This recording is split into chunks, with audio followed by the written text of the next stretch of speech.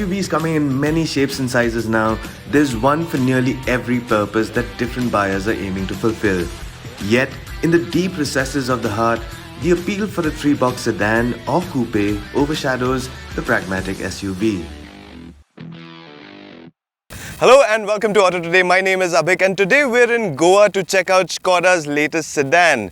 And that is always an exciting news because if you remember the original Octavia, it did fulfill a lot of requirements for the enthusiast as well as the regular consumer.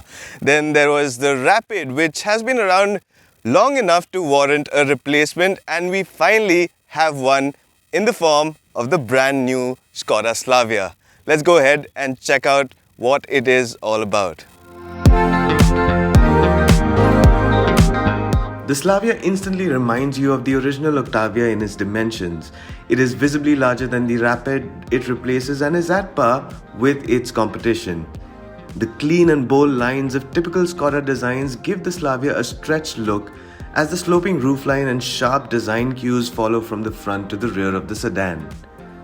Angular headlamps and tail lamps, smart DRLs, and even details within the two sets of lamps give it that quintessential premium look. Riding on 16-inch wheels, the Slavia doesn't look undertired. Rather, it looks proportionate, sporty even, despite the 179 mm of ground clearance.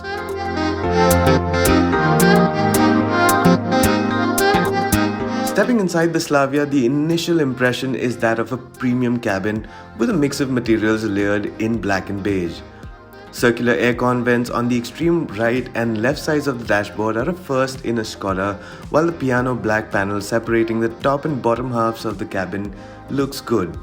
The dashboard layout has been kept tidy and minimal, with the 10-inch touchscreen taking the center stage and paired with an 8-inch instrument cluster and a touch panel for the aircon controls as well.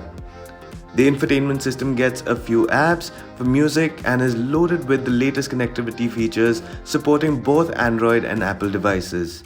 Wireless phone charger is a miss out, but a 12-volt socket and USB ports have been provided.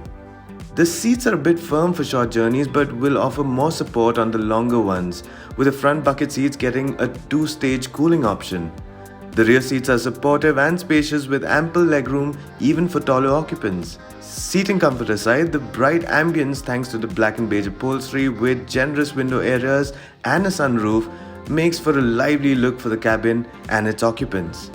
Safety has been paid particular attention to and up to 6 airbags are on offer with ABS and ESP. The Slavia even boasts of multi-collision brake that is set to prevent potential follow-on collisions in case of an accident. This aside, there is an electronic differential system that improves traction while cornering, and that brings us on to the highlight of the Slavia's ride and handling package.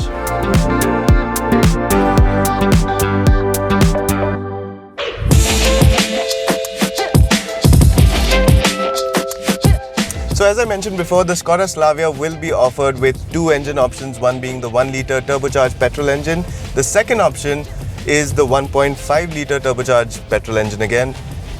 What we are driving right now is the 1-litre TSI, and you might think that being a 1-litre smaller engine, it might feel underpowered, and on the contrary, it actually feels very sporty. It has enough grunt to tackle gradients even when the car is laden with more people and weight, and the overall performance of this engine is very smooth. It's a little noisy. Some of the road noise and engine noise does filter into the cabin, but that's not much of a bother.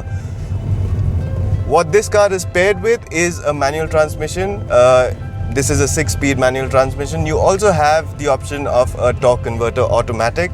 The manual transmission, again, as a package, it feels very, very sporty. It shifts nice and smooth and it goes through gears really well.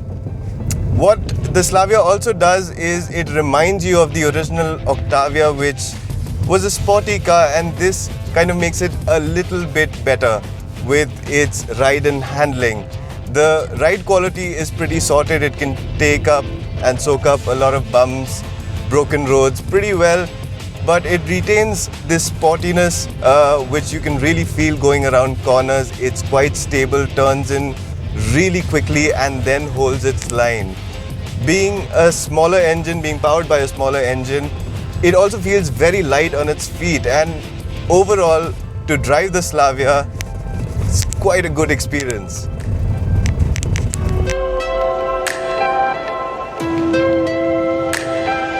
So that was our short experience with the 1-litre TSI engine Skoda Slavia.